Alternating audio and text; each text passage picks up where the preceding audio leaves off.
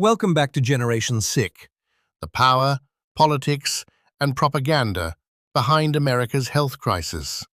Written by Dr. Vic Naumov. Copyright 2016. All rights reserved. This is it. Our final episode. Over the past 9 episodes, we've traced this story from Edward Bernays and the invisible hand of public relations all the way through the history, the politics, the psychology, and the personal philosophy behind America's healthcare crisis. Today, we close out the final 3 chapters of the book, and then we bring the whole journey together with a complete summary, some practical takeaways you can use starting today, and a message about exactly where the power in this story has belonged all along. With you. Let's get into it. Dr. Naumov opens this final stretch of the book by describing his own clinical philosophy after over 20 years as a doctor of chiropractic. His approach, in his own words, follows a simple rule: keep it simple. He's learned through 2 decades of actually sitting across from patients that burying someone in dense anatomical jargon or citations from medical journals tends to confuse and intimidate far more than it builds genuine trust and understanding. He also uses this part of the book to draw a sharp, important line between genuine, evidence-supported natural healing approaches and the kind of outright false marketing claims that have given the entire wellness industry a bad name. He points specifically to the case of a Texas-based nutraceutical company that marketed a supplement product with claims that it could meaningfully treat conditions ranging from multiple sclerosis to AIDS to cancer. Those claims were investigated by federal regulators and found to be false and misleading, resulting in a real legal settlement. Dr. Naumov's point here is a fair and important one. Being skeptical of the pharmaceutical industry doesn't mean blind trust in every alternative product either. The same scrutiny, in his view, should apply across the board. From there, the book moves into something more personal. Dr. Naumov's own health journey, framed through the lens of Leonardo da Vinci, a figure he holds up as one of history's great examples of versatility, discipline, and abstemious living. Dr. Naumov describes hitting his own kind of midlife crisis around age 40. Not a dramatic one, but a quiet, creeping recognition that his body wasn't keeping pace with how he still felt in his own mind. His energy was down. He'd gained weight, particularly around his midsection. His joints were stiff, even with regular chiropractic care. His sleep had gotten worse, taking longer to fall asleep, sleeping less soundly, waking up still tired. And it was that last piece, the sleep, that became his real wake-up call. He shares something he's told his own patients for years. Show him someone who doesn't sleep well, and he'll show you someone who doesn't heal well, since the body does the majority of its repair work during deep REM sleep. Rather than facing this alone, Dr. Naumov made the decision to take on this health journey together with his wife, who was dealing with her own significant health struggles at the time. He's candid about how difficult it is to watch someone you love in pain, and how that shared sense of urgency became the foundation for real, lasting change. His advice here is simple and worth repeating. Taking care of yourself first isn't selfish. It's what makes you actually capable of caring for the people who depend on you. The insight that reshaped his entire approach was a distinction he makes between feeding the body and nourishing it. Feeding, in his framing, is simply the mechanical act of eating something, anything, to fill your stomach. Nourishing is something different. Giving your body what it actually needs to function and repair itself at a deeper level. That shift in thinking, from simply eating to genuinely nourishing, became the organizing principle behind the dietary changes he and his wife made together, changes that, in his account, measurably improved both of their energy, sleep, and overall well-being.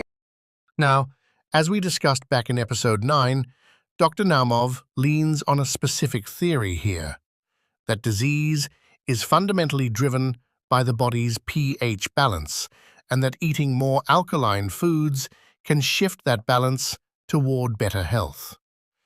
It's worth repeating briefly that mainstream medical science doesn't support the idea that diet meaningfully changes your blood's pH, which the body keeps within an extremely tight range regardless of what you eat.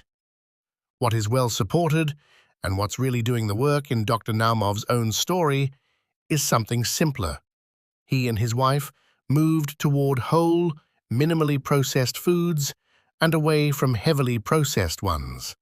And that kind of shift is consistently linked to better energy, better sleep, and better long-term health outcomes, independent of the specific pH theory attached to it. Dr. Naumov includes a genuinely lovely historical artifact here, a health regimen written by Leonardo da Vinci himself in 1515, offering surprisingly modern advice. Da Vinci wrote, in part, "Do not eat when you have no appetite, and dine lightly. Chew well. Stay standing a while after a meal. Avoid anger. Keep your mind cheerful." It's remarkable how much of that 500-year-old advice still holds up today. That brings us to Chapter 20. The book's final chapter, titled Taking Charge. And here, Dr. Naumov brings the entire argument of the book to its conclusion. His central message in these closing pages is this: never surrender to fear. Throughout this book, we've traced story after story of institutions, financial interests, and individuals shaping the healthcare system to serve their own purposes. But Dr. Naumov's point, landing here at the very end, is that no doctor, no politician, no institution has ever been fully transparent about their own motivations, and none of them have all the answers either. He pushes back firmly against what he calls blind worship of the white coat and the stethoscope, the same instinct to defer automatically to authority and credentials that he's been challenging throughout the entire book. He also returns to a point we verified back in episode 5, that contrary to popular myth, doctors don't actually live dramatically shorter lives than everyone else. The data shows physicians tend to live about as long as, or even somewhat longer, than the general population. Dr. Naumov's broader point stands regardless of that specific number. A medical degree doesn't grant someone superhuman wisdom about how to live, and a doctor is, in the end, a fellow human being doing their best with the same uncertainties the rest of us face. His final message to the reader is direct and practical. Learn to think for yourself. Question your medical bills and your insurance statements rather than assuming they're accurate. Build genuine knowledge about your own body and your own health, rather than outsourcing that responsibility entirely to someone else. Move your body daily. Eat real, whole food. Sleep well. Stay engaged in your community. Get your spine checked for vertebral subluxations regularly by your local chiropractor.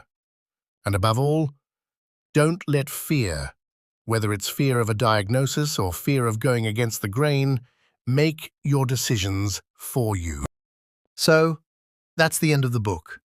20 chapters, 10 episodes, and one consistent through line running through all of it. Let's bring it all the way home. We started this journey by asking whether the glass is really half empty, and discovered just how much of what we're told about our own healthcare system depends entirely on who's doing the telling. We traced the surprising, century-long lineage connecting Jimmy Carter's 1977 healthcare proposal all the way through Romneycare, Hillarycare, and Obamacare. The same basic blueprint repackaged again and again. We met Alain Enthoven, the architect of that blueprint, who spent decades publicly disowning what politicians actually built with his own ideas. We went all the way back to the Flexner Report and watched America's 650 medical schools collapse down to 50 in a deliberate effort to consolidate control over who gets to practice medicine in this country. We looked honestly at the psychology of fear and guilt and how those emotions get used, consciously or not, to drive compliance in a doctor's office. We sat in on an imagined consultation where a patient asked her doctor the one question almost nobody asks. What drugs do you personally take to stay healthy?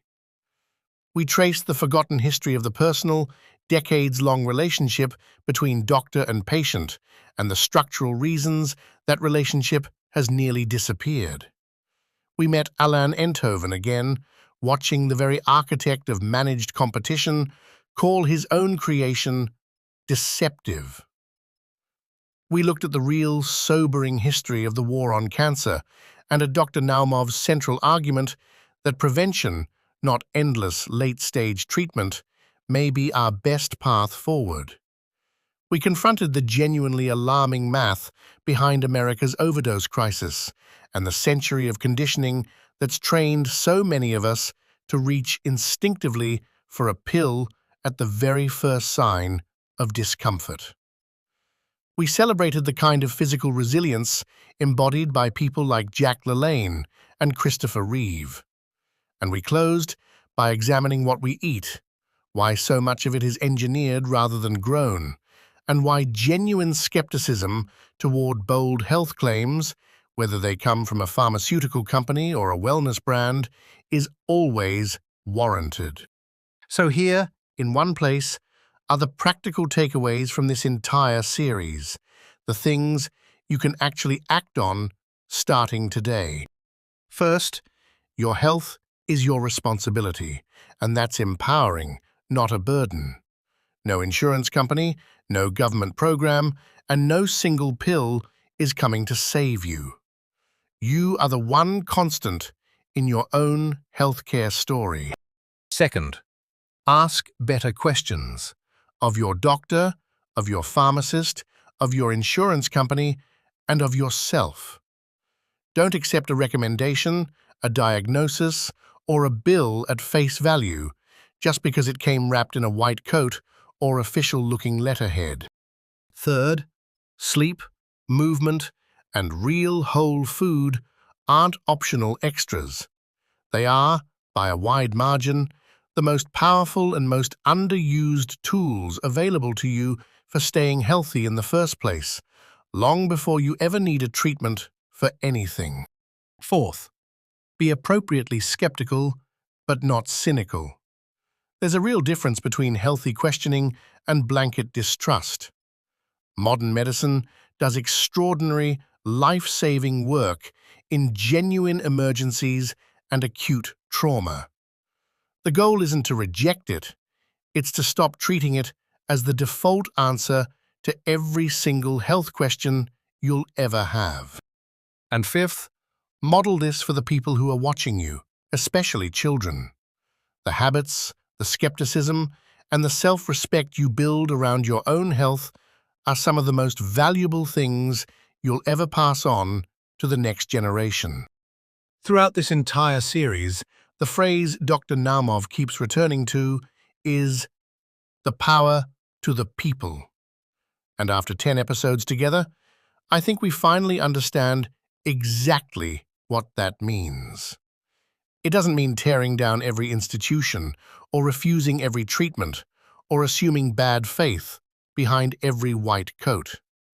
It means something quieter and, honestly, something more powerful than that. Refusing to hand over the one thing that was always yours to begin with. Your body, your choices, your judgment, your responsibility. If this series has changed even one thing about how you'll approach your next doctor's visit, your next meal, or your next moment of fear about your health, then this book and this audiobook did exactly what Dr. Naumov set out to do when he first sat down to write it. Thank you genuinely for spending these 10 episodes with us. Whether you found this series last week or you've been here since episode 1, you made this journey worthwhile. If you haven't already, please subscribe to the channel so you don't miss what comes next. If this series gave you something real to think about, leave a like and consider sharing it with someone in your life who needs to hear this message. A parent, a friend, anyone who's ever felt powerless inside the healthcare system. And down in the comments, we genuinely love to hear from you. What was the one idea from this series that's going to stick with you the longest?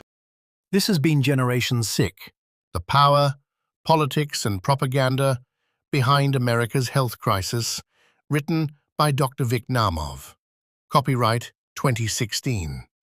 Thank you for listening. Stay curious, stay engaged, and most of all, stay healthy.